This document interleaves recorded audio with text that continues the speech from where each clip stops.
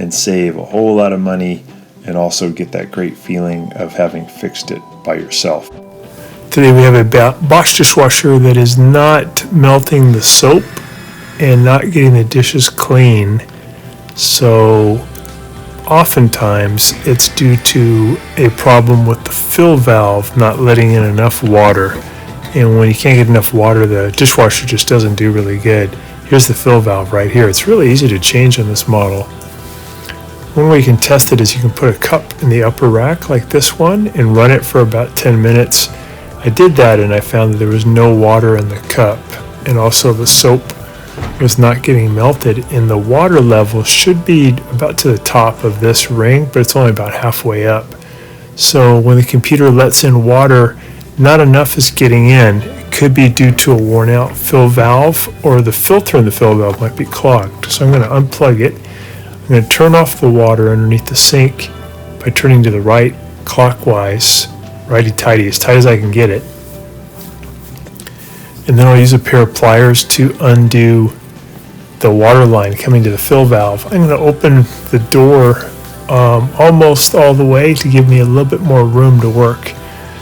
You can also remove the front panel, but it takes a little longer. It seems like it's easier just to open the door.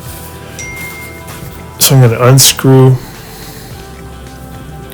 this compression fitting. I'll put a little paper towel underneath because some water will come out. On this model, again, it's really easy to do this procedure. These fill valves are only about $30. We'll put a link in the description below for Amazon. So these are Torx 15 screws. I'm zipping them out. And then I can just pull the fill valve out and disconnect the electrical connector and disconnect the water line. So I'm going to pull the electrical connector off. There we go. And then I'll use a pair of pliers to take the spring clamp and squeeze it, move it back by about an inch. And then I can grab the hose tightly and then wiggle the fill valve, twist and pull to get that to come off the hose. There we go. A little water will come out. Here's the new fill valve. Yeah, they're pretty inexpensive. And here is the elbow that doesn't come with the new one, so I have to take it off the old one. I grabbed the fill valve with a pair of vice grips. I'm using pliers to spin off the brass elbow. And once it's off, I'll take a look in there and see if I can see any crud. From the top it looks pretty good, but this is translucent. You can kind of see in from the side, and when you see in from the side, you can notice that, man, most of the filter is blocked with this black stuff. Might be rubber from the compression fitting or dirt that got pushed downstream from the water company. So I'm going to pull this Teflon tape off of the old elbow. I'm only going to put Teflon tape on the bigger aspect of this, not the smaller one. I'll wrap around about 4 or 5 times.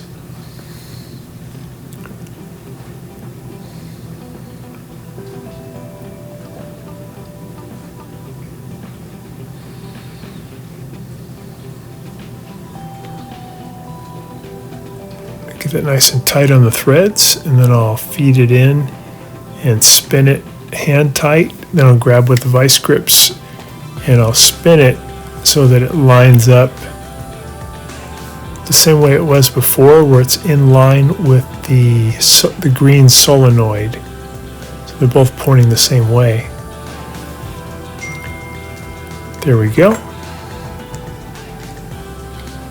And then I can install it. So look at the new one. It doesn't have any junk in there at all. Nice and clear. The old one is like, man, probably 60-70% occluded. So it's not letting in enough water. There's not enough room. So I'm going to push the tube back on, kind of twist and push. I'll actually grab the line with a pair of pliers.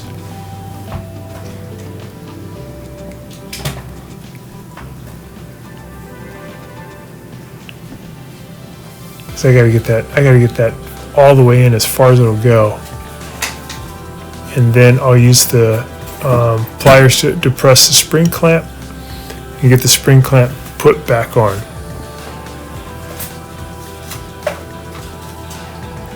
There we go. And now I can feed the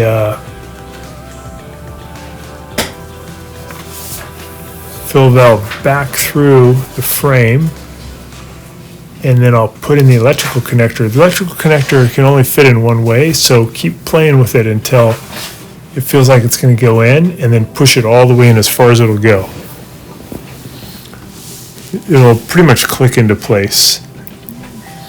Now we can add those two Torx 15 screws to hold in the bracket against the frame.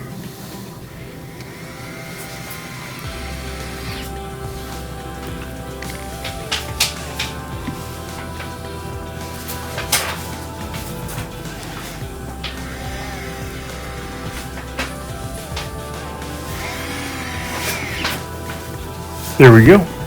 And then I'll go ahead and make sure the electrical connectors on there tight.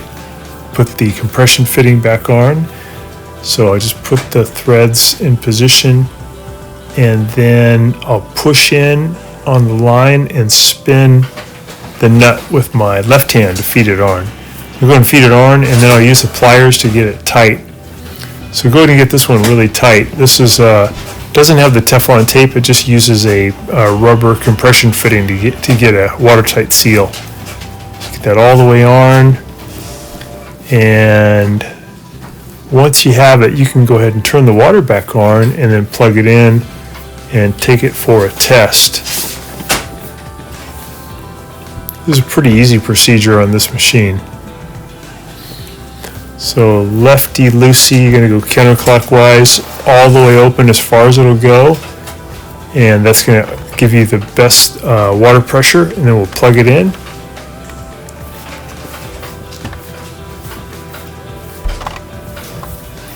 And then we can give it a test. So I'm going to drain out the water first. I'm going to reset it. I'll press this button for 3 seconds. This is the start button. 1, 2, 3, and that will reset the computer, and also it'll drain out any water that's in there. Probably a good thing to do before you test the cycle. So here is the little cup I put in there prior to the test. Close it, turn on the power. I'm going to pick the heaviest duty cycle there is. Also, I want to test the heater, so I'm going to, once I get it over there to heavy wash, I'm going to also press the sanitize button, and that will give us the hottest wash possible, because I want to make sure there's a lot of steam that comes out. Go ahead and start it, and then take a little time for it to fire up. Just showing the customer here that all the junk that was caught in there.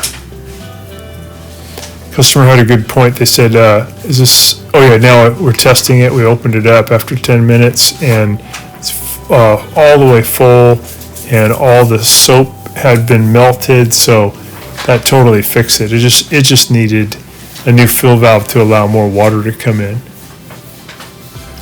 Yeah, they said, could I just fix this myself? And I said, yeah, you can remove the fill valve. Instead of getting a new part, you can remove the screws, and then you can clean the filter. Just pull it out with a pair of pliers. But a lot of stuff caught in there. And that just blocks the amount of water that can come in the given amount of time the computer lets the water come in. And it just doesn't let enough come in. So if you clean that and put it all back together, it'd probably work. We can see now that there's tons of water. It's actually slightly higher than the filter handle. That's great. So that's exactly what you want. And should operate like new now. More mechanical action to wash the dishes, and it should melt the soap. Thanks so much for watching. Thanks so much for watching our video. We really appreciate your support. And when you get a chance, please press the subscribe button below so you can be subscribed, and also the notification bell so we can send you more videos about appliance repair. Please also give us a thumbs up if you enjoyed the video. If you really liked the video and it really helped you, please press this new applaud button and you can show your support and also get a nice clapping hands for your video. Thanks again.